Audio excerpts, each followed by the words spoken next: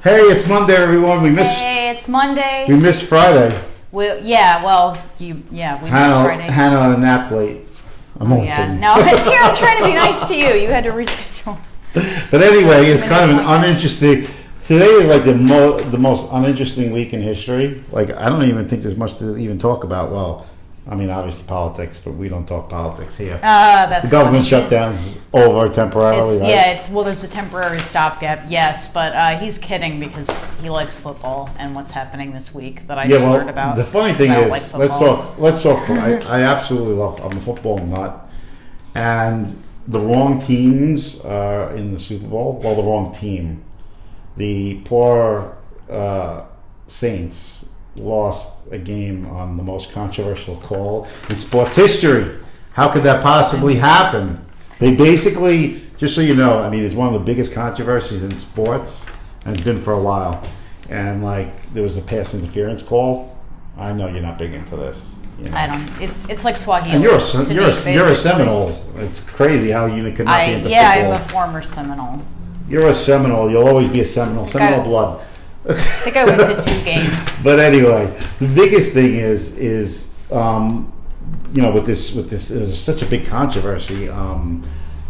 People from New Orleans are rather upset. They're actually suing the NFL for violating its rules and policies, asking the commissioner. The team is suing? Yes, the team and the locals are actually suing the NFL over the call. So it's like, what the hell is going on with this one call? And everybody who watches football knows exactly what I'm talking about. The Rams. How many points? The Rams did they committed win by? a pass interference penalty in a critical point in the game that would have changed the outcome of the Super Bowl. So it's like, so there's the new hashtag on Twitter is rigged. So if you go type rigged, you're gonna come up with that game. So it's an interesting. It's just. The world of sports is like the world of politics. This is a never-ending set of controversies surrounding them. So you don't think the Rams belong in the Super Bowl, so you're betting on the Patriots? Well, for the record, I'm a Seahawks fan. Right. So some people think like the NFC West component kind of gives me some bias there. But no, I mean, I don't believe. It's so egregious that it's, I don't know, it leaves a bad taste in my mouth. So... But the NFL's had such problems over the last few years, but it raises the question.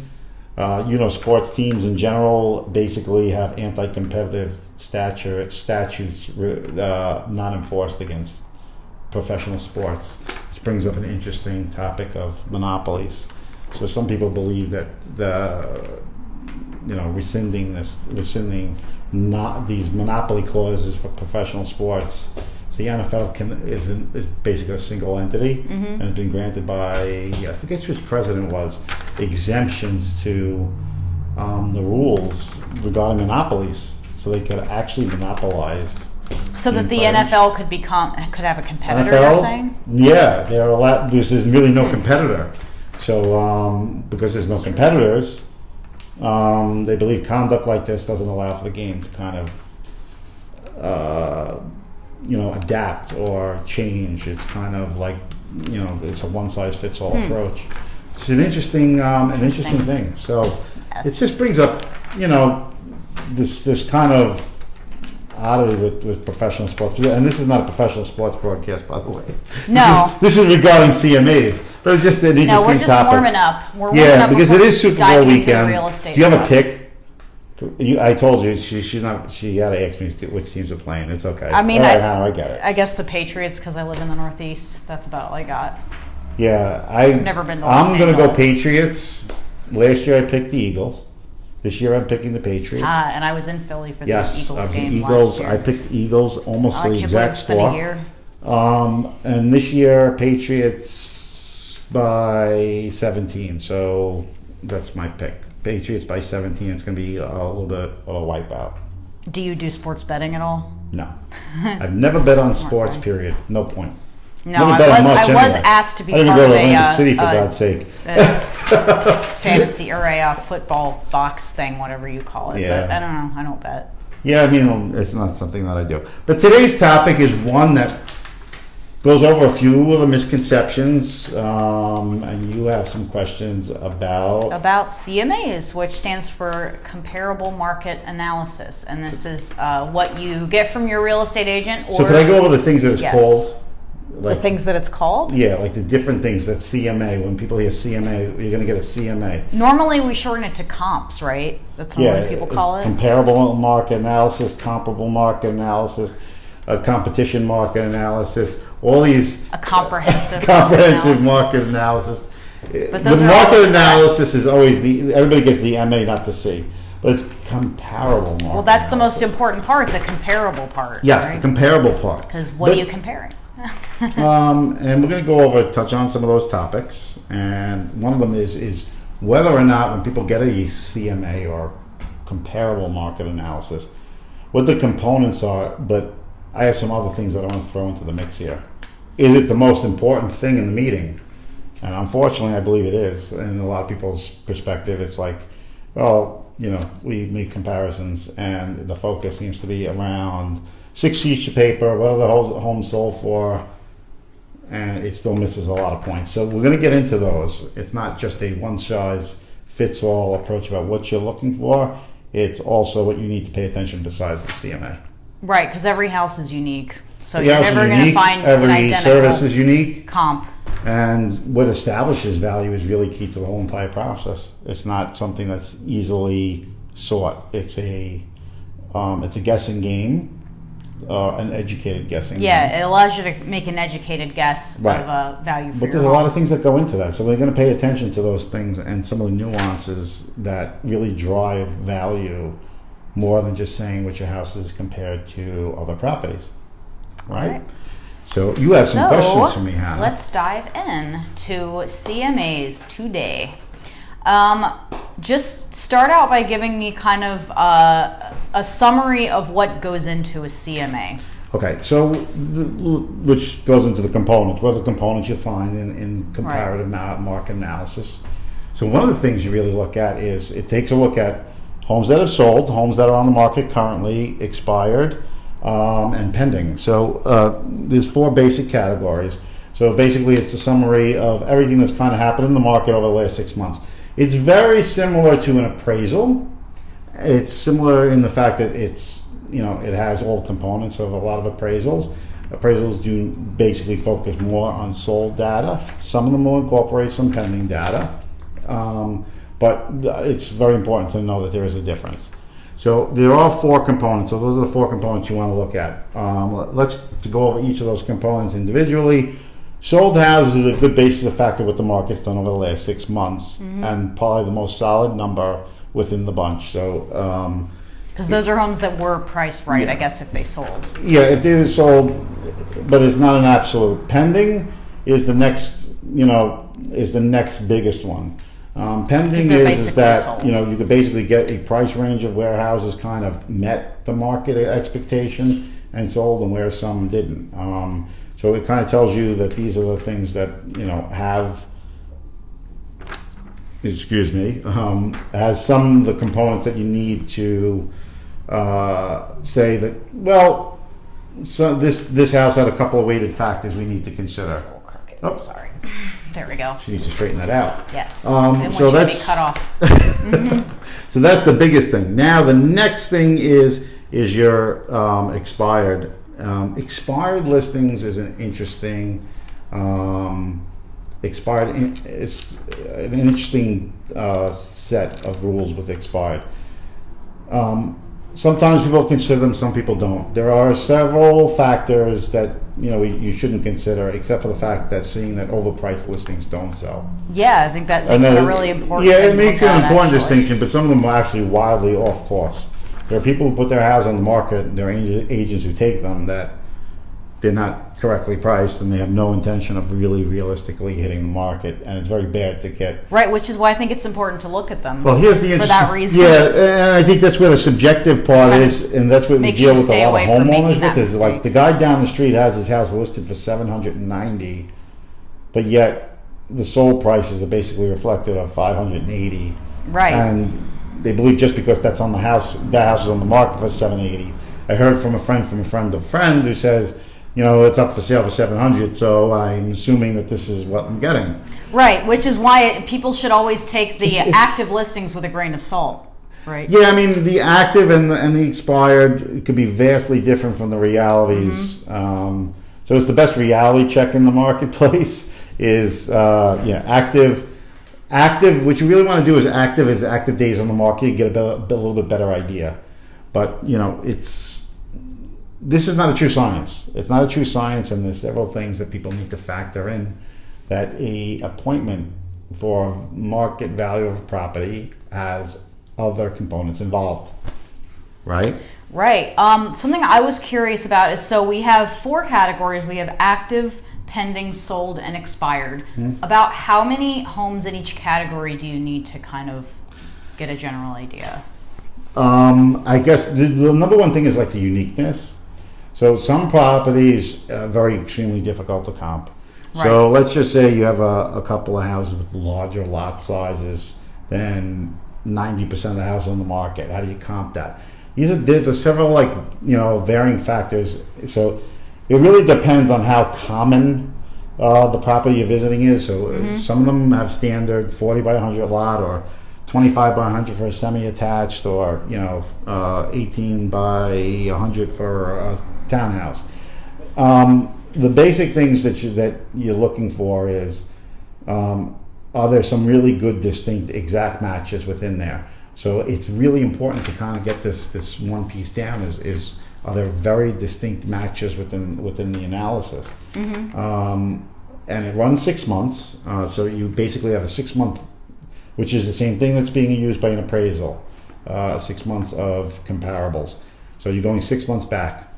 The interesting part about what you need to recognize in this is that when people say, I'm coming to do a comparative market analysis of the home, is it or isn't it a true reflection? And this is where the competence of the agent is going to make a difference.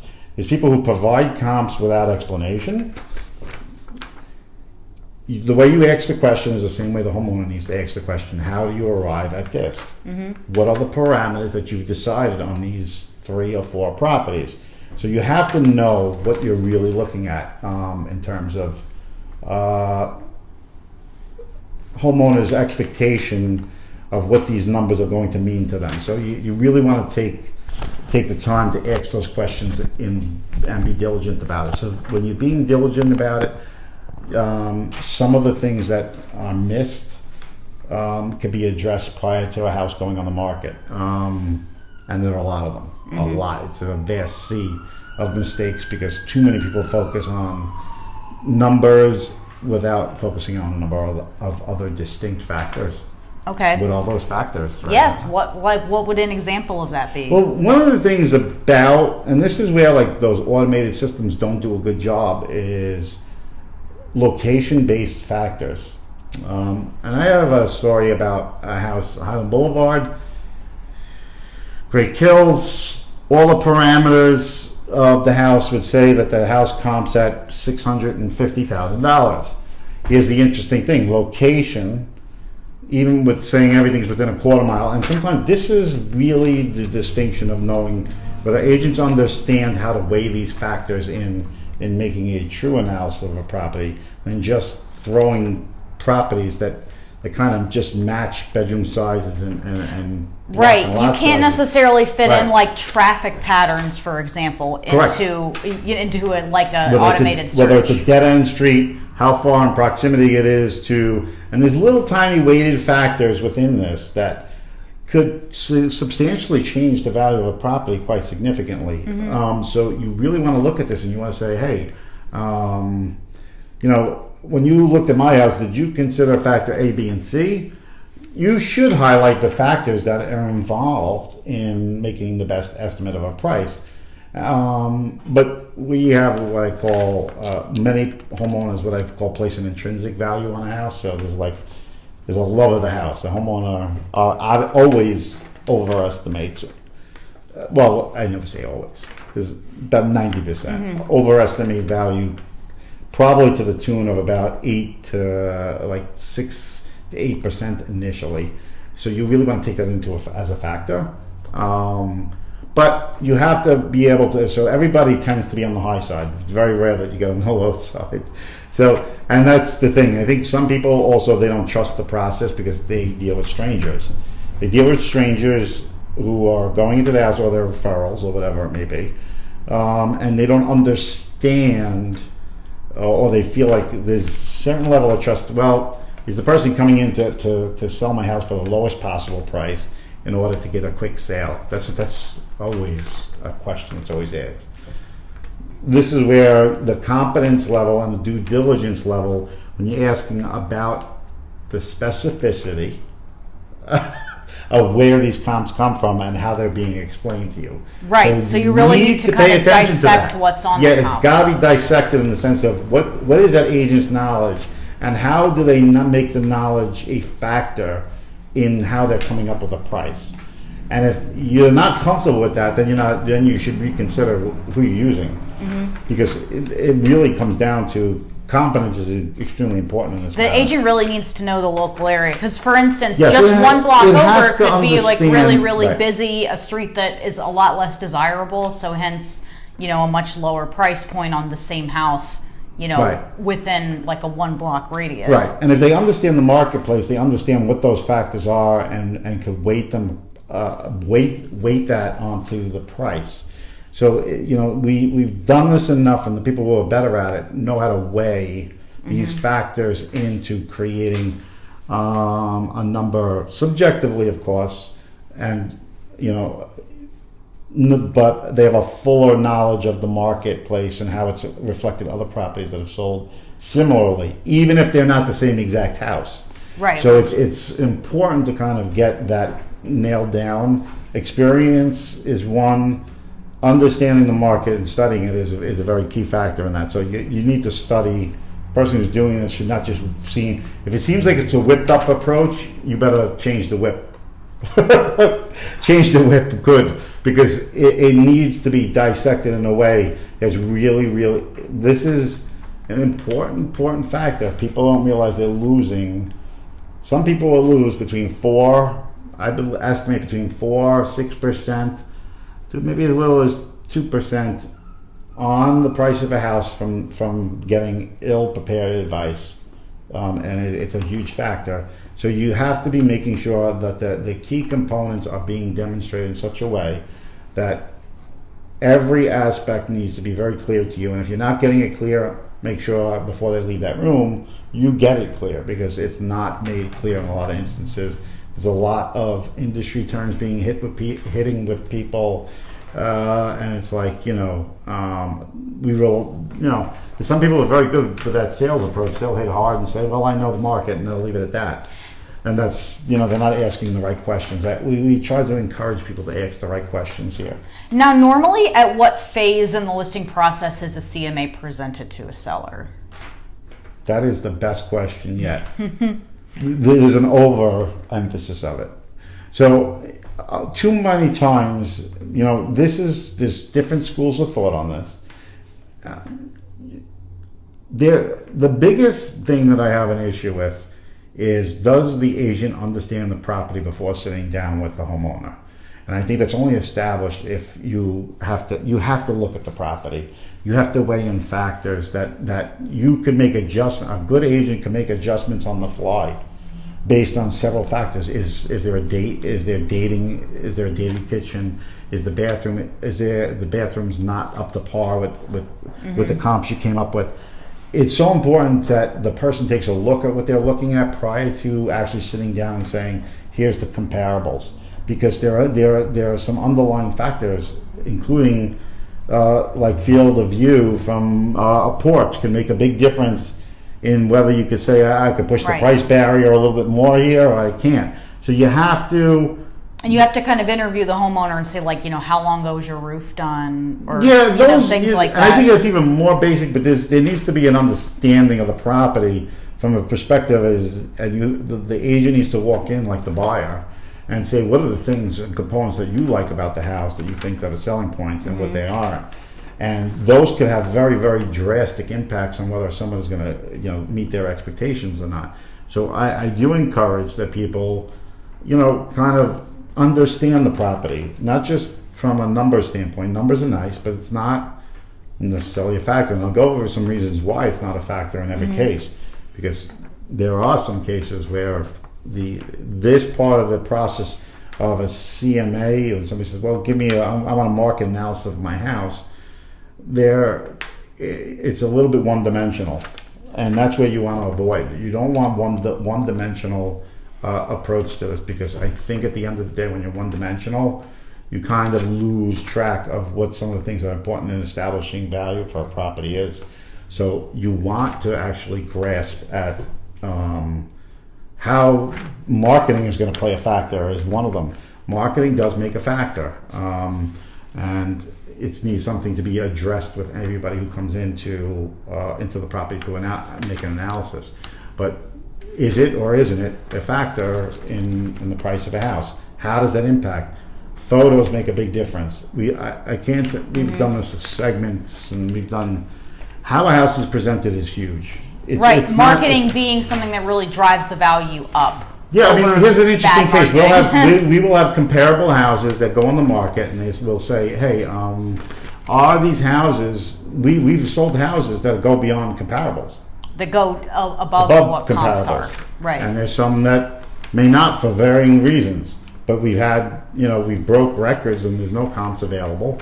And it's because, the market's being good, one of them, but a lot of it has to do with the amount of attention a property gets is very, very key. And she's going to step out here because she's going to...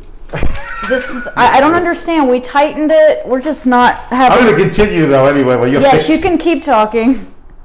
But anyway, there you go. Are. You're going to knock this whole thing over. No, I'm so graceful. Oh, it is crooked now though. Okay. I don't want it to be crooked. There we go. We're crooked. Folks, it's like an episode of Batman. Anyway. Oh no, it's super crooked. Keep talking. But anyway, let's just delve into it. So one of the things that you want to look for also in addition is the explanations of the marketing is to really get an idea of like how best suited is the property for different types of marketing and how to kind of target the demographics in marketing and establishing price. These things need to be factored in as part of the CMA, the approach of how the agent's knowledge is going to play. Because here's the funny thing, the number one thing an agent's responsibility in the process of selling a home when you sign a listing contract is the ability to market the property. So can it be marketed correctly is the question. So can it? That's one of the things that need to be addressed. You should not just rely on the fact that someone's going to give you a number and the number is going to be reflective of just the numbers that are in comparables. It's misguided because again there are several factors that need to be considered in making the best price, making the best value for a property through how it's being displayed. So CMA is a little bit one-dimensional in that factor. Well, a CMA, a lot of what you're talking about, lot size, neighborhood, it sounds like an appraisal. So how does a CMA differ from an appraisal? Well, I think when people hear appraisal, some people say CMA, the A sometimes is represented as appraisal, which it is not. Right. Appraisal is certified. They could be used in legal documentation. It could be presented in court cases. And there's more of an official type of, there's certain criteria an appraiser has to meet in order to establish he's qualified to make an appraisal. So that's being the large factor. Other than that, they're pretty similar. Some people, but the thing about it is that an agent can be much more ambiguous in his approach. There's certain disciplines within an appraisal that don't allow subjectivity to be part of the equation, where agent appraisal subjectivity is entered into the equation quite frequently. Subjectivity meaning sometimes, the ability to go outside of a quarter mile to grab a comp. or to extend the time frame of when a comp is established, like going back maybe 10 months versus 6 months. There's certain basic criteria that establish an appraisal that are different from a CMA. So. Now, isn't an appraisal done a little bit later on in the process than a CMA? Yeah, well, people need to understand that every deal that you do is contingent on the fact that everybody who purchases a property or selling needs to understand there's 3 parties in every transaction involving a bank. Okay, so there's you, the buyer, and the bank. Mm-hmm. So a lot of people will And the appraiser comes from the bank, correct? Yeah, I mean the appraiser now is a little bit different than it was done years ago. It's a double blind. So basically, the bank doesn't know what the appraiser is going to be prior to, so it leaves out the fact that some numbers could be somehow skewed. So you don't know, they don't know the appraiser coming in, so they can't be contacted before. Some people feel there's a manipulation going on. That's number one. Number two is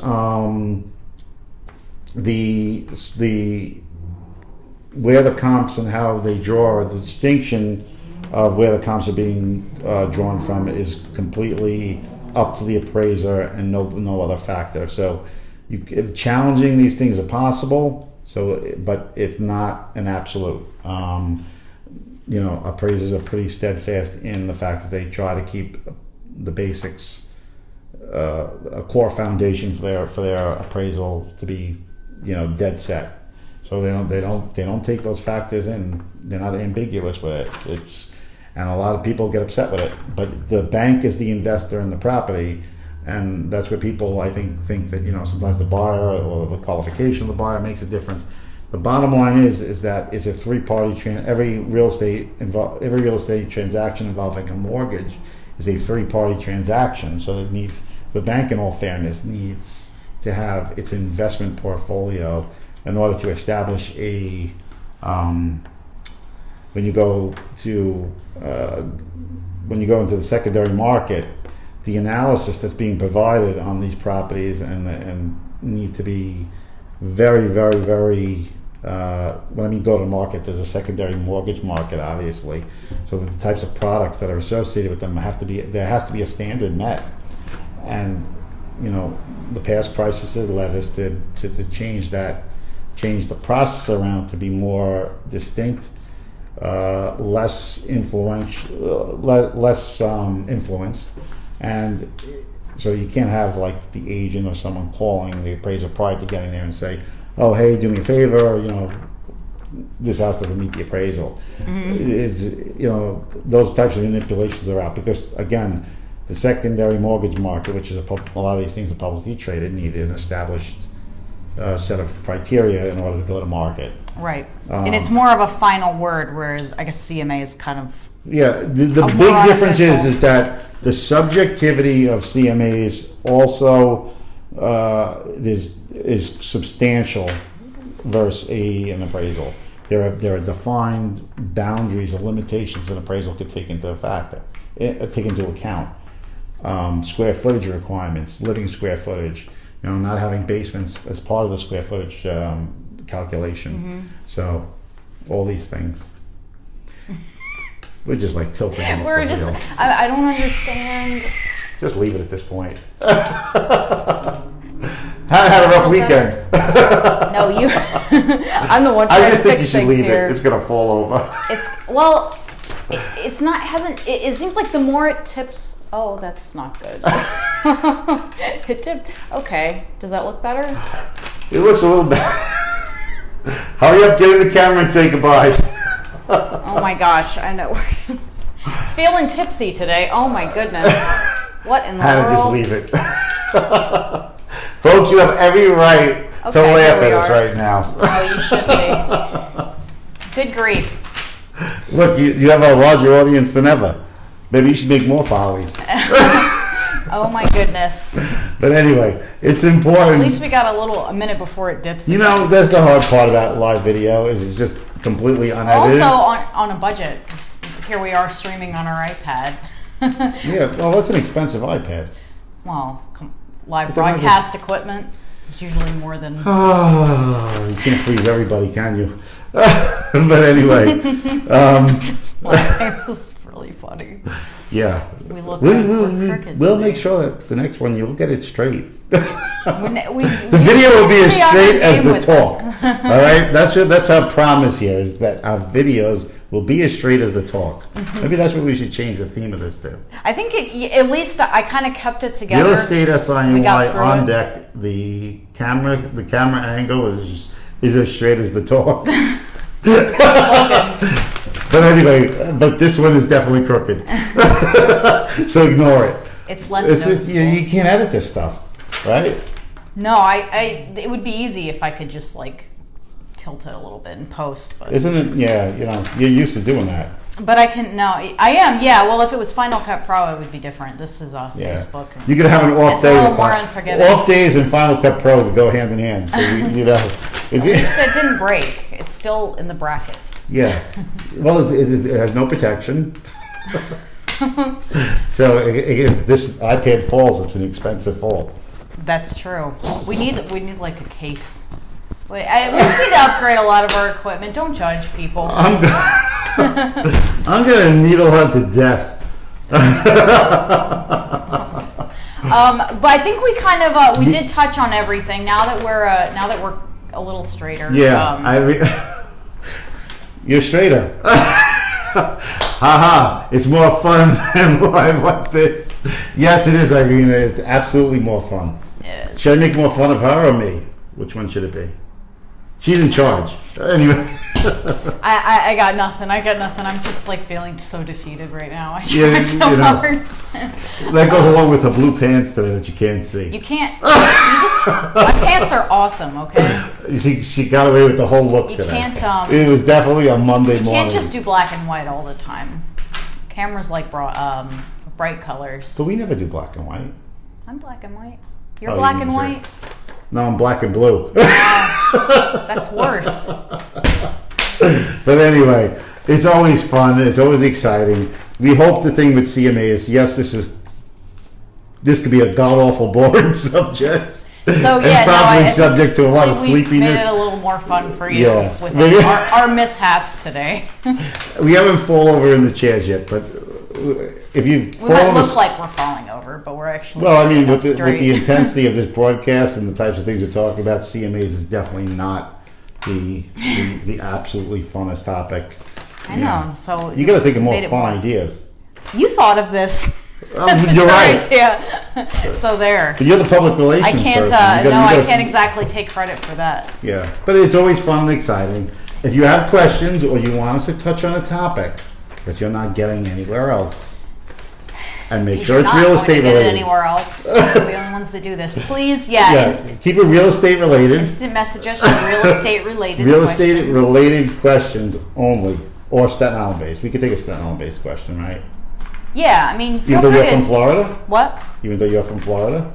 I've been here for long enough. I know the island better than a lot of locals do at this point. I know, it's all the forced research go. over the years. You've had to read a lot of books. A over Staten the Island years. resident, more than a Florida one at this point. So Yeah, especially with all the research you'd have to do. I know. forgot what it was like to drive 30 minutes to get to the grocery store. So don't miss Florida. And that Is was, there anybody out there moving to Florida? We have quite a bit of residents moving to Florida these days. well, I can't blame you for wanting the low cost of homes compared to what people pay. What here. don't you like about Florida? Everything. I don't. I don't. She's coming to Staten Island. Staten Island. I like the bodega being on the corner and my grocery store being 5 minutes away. I don't like driving 40 minutes to get across town or So you're saying Florida is no different than living in a swamp. I don't believe So Central New Jersey. I'm and good this with is living on similar? higher ground, so I'll stay out of the swamps. I don't get the appeal. So it's like, is it like Central New Jersey? I don't really know Central New Jersey, to be honest with you. I work in Staten Island. Yes, you do. You've done the home tours in Central New Jersey. We've taken you on a few. Yeah, but I don't know the area. I just know the houses. Anyway, that's all we have for today. Yes, we've got a New Next Jersey home tour coming up, actually. Yeah, you have a home tour in New Jersey coming up. First time in a while. We want to welcome Jimmy Samaha. Yes, welcome back to. We did not do that Samaha. last broadcast, Mr. Jimmy. Mr. Jimmy. So he's back. He's Jimmy back in Dean. action. And over the next couple of weeks, we're going to be touching on obviously home sales stats. Big first time of the new year that we're taking in the first month of the year, and we're looking at the stats and seeing how they're playing out. Yep. I will give you a little brief prediction on this. January numbers are going to come in substantially lower than they were last year. Home prices have not been affected that much by lower sales volume. Inventory January over January is probably going to be higher than it's been Last year, yeah. Now these are all predictions. We've been doing this long enough. We could actually throw some darts at this and kind of hit the bullseye every time. So let's see if my predictions come true, and then we'll have those stats for you this week. Yes, very soon. I like fiddling with my paper. And anyway, thank you, and we'll see you probably Friday. Yes, probably Friday. Probably Friday. Are we gonna have the stats by then? That's what I wanted to know because it's the 2nd, I believe. So if not, very soon. Yeah, if it's not, we'll probably push it to Monday again because we're going to do 2 broadcasts. We were late and delayed. Yes. As you can tell by the crookedness of the video, Hannah's had a crooked day. Yeah, Hannah had a crooked start. No, well, I'm the one trying to straighten it. You're just sitting there laughing. I gotta laugh. You gotta laugh at this stuff. Come on. Anyway. I'm gonna go sulk. Because it's Monday. That's what Monday is. It's just brutal today. Sulking. Brutal. But anyway, to see you next week, we'll be here right back at it. And if you have any questions, we'll be happy to answer. Send us a PM and have a good evening, everybody. Signing off. Signing off. Ciao.